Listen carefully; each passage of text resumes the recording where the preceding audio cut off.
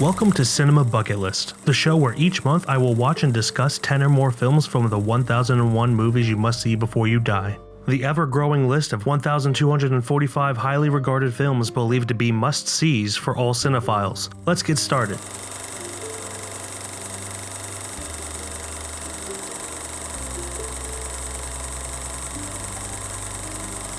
The debut feature of acclaimed Chinese director Zhang Yimou, Red Sorghum tells the story of a widow who inherits her husband's winery. It is a relatively simple story, and as Roger Ebert said, it has an almost fairy tale quality to its images. He goes on to say that the suddenness of its violence is something Hollywood had lost in its sophistication. Mind you, that review was written back in the 80s. The best part of this film for me is the breathtaking CinemaScope cinematography and the depiction of Chinese culture in the 1920s and 30s, using both history and legend. On top of that, the story structure of the film really helps to break up what could be a monotonous story. It's a first film from a legendary director as well as one of China's major actresses in Gong Li. It is also a beautiful display of a culture many don't know about. With that in mind, I'd say it's a solid film to add to your cinema bucket list.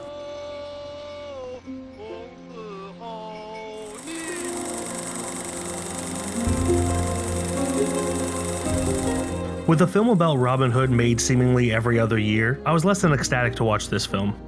Robin Hood is such an overtold story that this adaptation of the classic story released in 1938 is the sixth one in all of cinema. In just over 35 years, they had already made 6. There had been only 5 films about the story of Jesus by the time this came out. With all that said, I enjoyed this. Errol Flynn as the titular Robin of Locksley is charming and impressive how quickly he changes from trickster to soldier with the snap of a finger. Your life isn't worth that! It's a surprisingly fast-paced epic from an era of film when studios seemed to take advantage of people escaping the heat to visit air-conditioned theaters and would deliver long, bloated films. Frankly, my dear, I don't give a damn. It's one of the best films of its genre from its time, and for that I'd say it's on the list. Give way, little man. Only to a better man than myself. He stands before you.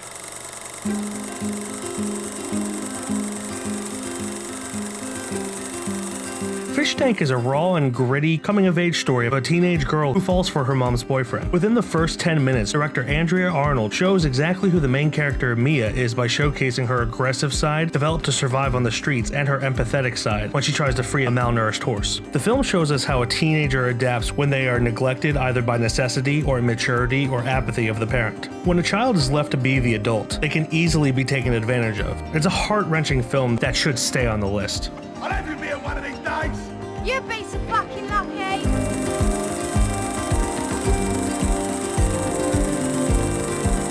Things that worked in 1967 and still worked in 2003 when the first edition of 1001 movies came out do not necessarily work in 2022. David Holzman's Diary is a fictional film about a man who decides to log his everyday life with a camera. This might not be such a bad film if his everyday life didn't include filming his sleeping naked girlfriend against her will. Not just without consent, she explicitly states she does not want to be in the film. Don't put that finger on me.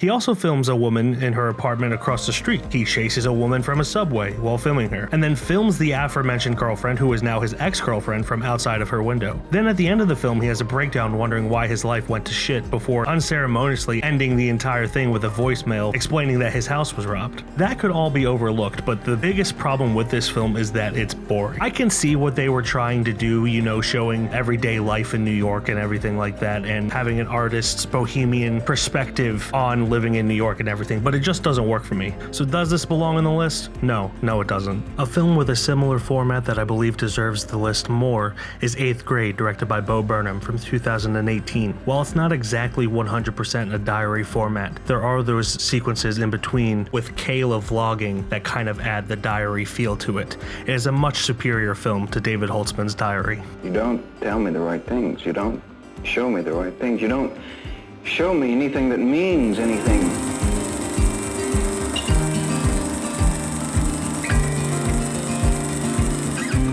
This movie seems familiar. Why does it seem familiar? I feel like I've seen it before. Ooh, oh no. Oh no, no, Buster Keaton, no.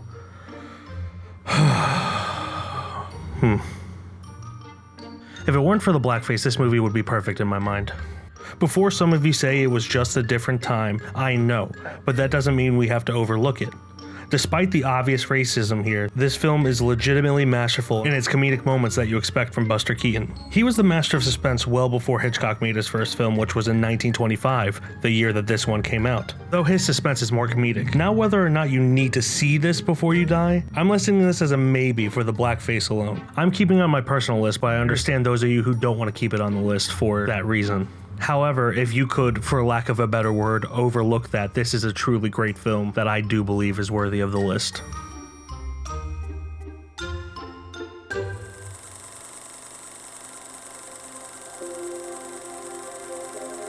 What I'm sure is the first of many Shakespearean adaptations that will be on this list. This 1944 Laurence Olivier film was funded by the British government as a morale booster during World War II. Because nothing boosts morale when fighting the Germans quite like a historical reminder that you once defeated the French allies whom you are now helping.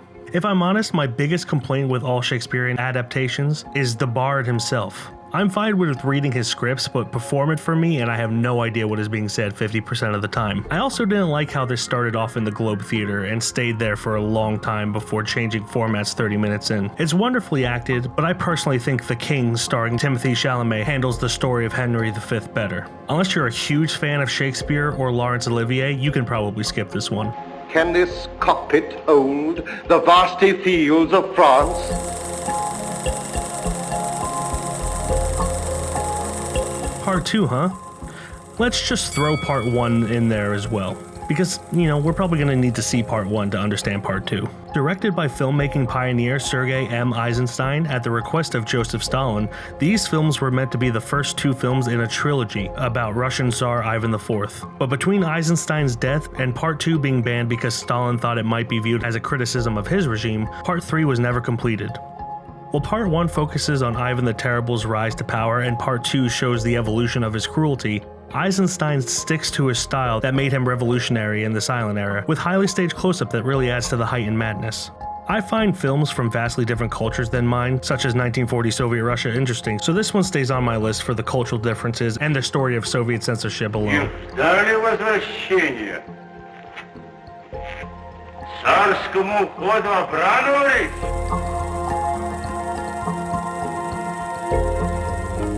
Oof, how can I talk about Fight Club? You do not talk about Fight Club. Oh, okay, sorry Brad Pitt. But seriously, this gritty dark comedy has killer performances from both Brad Pitt and Edward Norton, as well as Helena Bonham Carter, and is possibly the most misunderstood film by frat boys in the past 40 years. Between Bob Bitchtits, the narrator, and Tyler Durden, this is an intense examination of— You do not talk about Fight Club. Sorry. Anyway, this is a good movie and you should check it out. It definitely stays on the list for me. And suddenly, I realized that all of this, the gun, the bombs, the revolution, has got something to do with a girl named Marla Singer.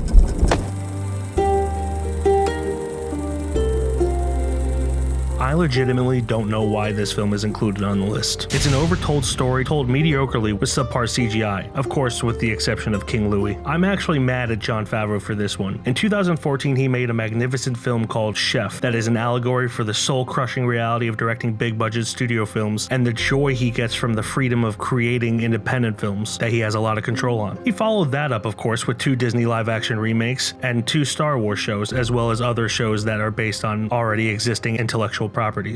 The shows are fine, but The Jungle Book is just mediocre and The Lion King is straight up horrible. Talk about a disappointment. Anyway, you can remove this from the list, it's not good. If you want a replacement for The Jungle Book on this list, add Chef. Jon Favreau really shines in both the leading role and as a director, but don't watch it on an empty stomach. It will make you very hungry. You must be the very worst wolf I've ever seen. Yeah, but if the branch didn't break, I would have made it.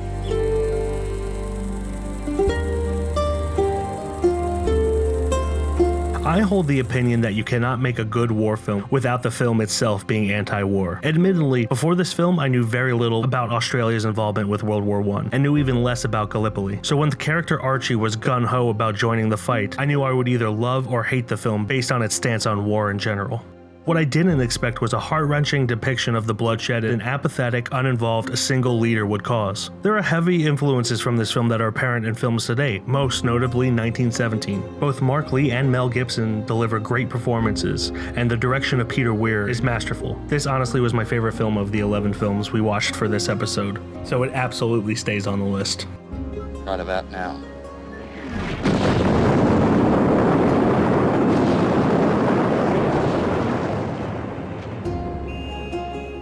And that does it for episode 1 of the Cinema Bucket List. Have you started working through it? How many have you seen? What did you think of the films featured in this video? Comment down below and share your thoughts on all of these films. What do you think I got right and what do you think I got wrong? And if you feel like it, give this video a like and also subscribe to our channel. As always, I am Mike and I will be back next month with at least 10 more films from the 1001 movies you must see before you die.